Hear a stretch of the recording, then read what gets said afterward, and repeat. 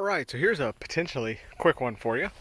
So, my, what is this, high pressure, the discharge line for my AC, developed like some, like, stress fractures all along this outer edge right here. I don't know if that's just from proximity to heat from the engine, or debris, or splat, or oil slash power steering fluid splash up, from the serpentine belt or something, but, for whatever reason, it developed stress fractures. I was hearing a hissing noise from coming from underneath the hood. I was a little bit concerned about that, and got up under here and noticed there was the bright green chartreuse UV dye leaking out of here, and a little tiny stress fracture going psst, spraying just a little bit of refrigerant out of it. It was only happening on really hot days when I shut the car down with the AC running. So it must have only been doing that when the pressures in the line were exceeding some sort of critical threshold, because the AC still works and I haven't lost charge and it still blows colder than that thing. So it's obviously a very small pinhole leak. I'll throw a photo up here of the pinhole I'm talking about.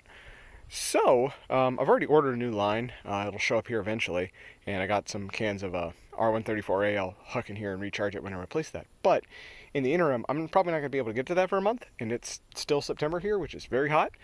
So, as a band-aid, quite literally, I have just smeared black schmoo, black RTV, all over the stress fractures on this line. First I came in here with some 91% isopropyl alcohol and just cleaned it off, because this line is obviously dying of age because it's just kind of melting. And this black crap that's all over it is that's coming off of the rubber itself. I already had to replace the low pressure line due to a failed Schrader valve, but I digress. So yeah, I'm going to replace the line at some point, but I want to see if this Band-Aid will work. Since it's such a pinhole, I've pretty much just filled up all the cracks and just put like a 16th inch thick layer of black schmoo on here. Did that about 8 minutes ago, and I'm going to let this set for about 30 minutes, and I'm going to come back in here with electrical tape and just hard wrap the piss out of it like 2 or 3 times. And we'll just see if this holds up, because I'd like to be able to run the AC for the next month or so until I get a chance to work on this. I mean, it's a pretty easy job. It's just discharge the lines, or discharge the system, get in here, take that line off, put the new line on, make sure you replace the O-rings, and then hook up your manifold and your pump, or hook up your vacuum pump, vacuum the system, and then add a Freon charge, and you're good to go. It's about as easy. It's easier than replacing a compressor. Anyway, I'm going to shut up and wait 30 minutes and put some tape on there, and we'll see if this works.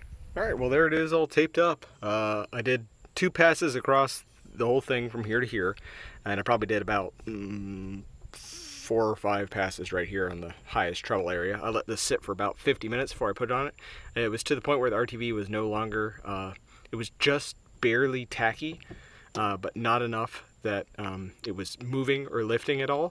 It wasn't sticking to my finger, it was just a little bit sticky.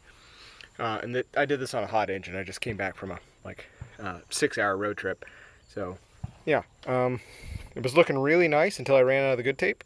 I had to go to the old tape, and it doesn't look as nice, but it passes the squint test. So, I mean, that's something. I wasn't anticipating that. Good thing I didn't have to use the white tape. But we'll see if that holds up long term or not. I haven't even slapped the manifold on here to see how much pressure I lost. I have a feeling I've only lost maybe like 5 psi static.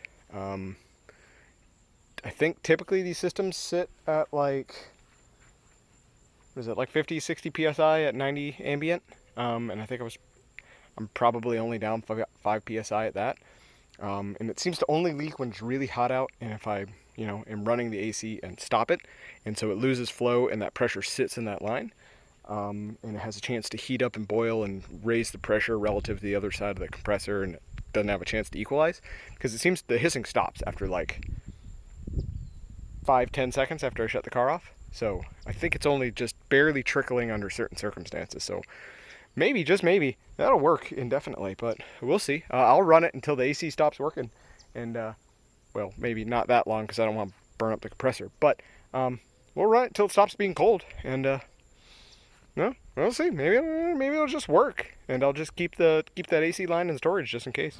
Alrighty, well, it's been 3 days now, I think. 2 days, something like that, and it's still holding. I'm not feeling any more oil coming out. I haven't heard any more hissing coming out of here. I still got AC. I ran the thing pretty much all day yesterday. I ran it, all afternoon today. It doesn't feel as cold as it should be, but generally the AC in my car is really cold, like super duper extra cold, and it just feels like normal. So I think I am down on some refrigerant that I need to put back in there, but so far patch seems to be holding. Hey, that came off. So anyway, that appears to be working for the time being, so we'll see how long that lasts. But it's you have to take my word for it. I might pull out the manifold and just throw it on here, just see what it's at whenever I get some time, just to have a baseline so that I can compare to say it actually is in fact working. But of course, pressure fluctuates with ambient air temperature and all that too, so, and engine temperature and whatnot, so it's hard to really get a precise baseline unless you're measuring with the entire system at the exact same temperature every single time. But so far, as far as the faceometer is concerned, it's still coming out reasonably cold. Alright, I've been running this thing as is for the last couple of days and I haven't noticed any change, so it is actually like in the mid 70s out today, which is weird. It's already like 10 something, but anywho, that's odd. But anyway, I've just got the manifold hooked up and just got the high pressure line on there. We're going to pop that on there and see what it's at. With current ambient temperature, I'm expecting something around 70-ish, in the 70s. Any lower than that, we definitely lost a significant amount of Freon. I really don't remember the scale that the pressure changes with temperature on R134A, so I'll have to look it up and I'll throw it up on screen and all that. But I think it's like 90 ambient when it's like 90 something out, and I don't know what it is when it's 70 something out, because it's never 70 something out when I'm working on ACs. But anywho, hopefully this doesn't spray Freon everywhere. But oh, come on, there we go. And it's showing, oh hey, it's actually showing what it's supposed to. I think, yeah, 75, so that's exactly what I was expecting. So I think we still have pretty much a full charge, so I must have caught this real early on. And we obviously haven't lost anything since. Neat.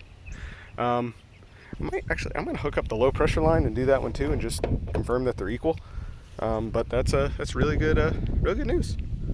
Yeah, we're showing a charge of 77 on the low pressure side, so they are even and they're right where I would expect them at, 78, 77 degrees out, so that's cool to see. I'm going to throw up the graph right now and everything, and you can see whether or not that's actually good or not. But I think that's really good, and I think I don't even have to mess with that. So cool beans. I'm going to run this as long as I can and see whether or not this holds, just as an experiment. Again, I have Freon and I have the line, but if it's staying where it needs to, I'm not going to monkey with it. Freon's not cheap anymore. There was like $30 to get 3 cans nowadays. I remember when it was like $3 a can. It's like 8 something now. Alright, it's been a couple months and the shmoo is holding up great. So as you can see, it is in the 80s out right now at 8 something in the morning in November, because Charleston. So we're just gonna pop this bad boy down here in the vents and turn on the AC and just show you that she's working well, and then we'll get in the hood and show you that the shmoo's holding up as well. Alright, as you can see, no leaks from the shmoo. Ignore the water droplets, it's just a heavy dew out, and ignore all the oxidization. I may or may not have got salt water on top of the engine, don't ask me how I did that. But yeah, no issues at all. No leaks, no grease. And if we come on in here and check the thermometer, she's spitting out a nice, crisp 52 degree temp, just sitting here at idle. So she's working flawlessly. So that's great to see. So that saved me probably like 60 bucks. Well, I already spent the money, but it theoretically saved me like 60, 70 bucks because I didn't have to buy 3 cans of Freon and pump the whole thing out and put in new Freon and put in new PAG oil and then replace the line and all that shit. So yeah, fantastic. So now you know that if you've got a tiny little cut or weather checking or something in your discharge line, I mean, if you've got like, a bullet hole in it, just replace the line. But you can smear shmoo on this, wrap it in electrical tape and call it a day. That's great to know. You could probably use the self-healing silicone tape. That'd probably work pretty well too. But yeah, if you like this kind of stuff, consider liking the video, comment, Tell me what other jury rig crap you've done to fix an AC system. And if you want to see more interesting fabric cobbling, jury rigging, redneck engineering like this, how about you consider smashing that big red button and subscribing? Until next time, I'm out.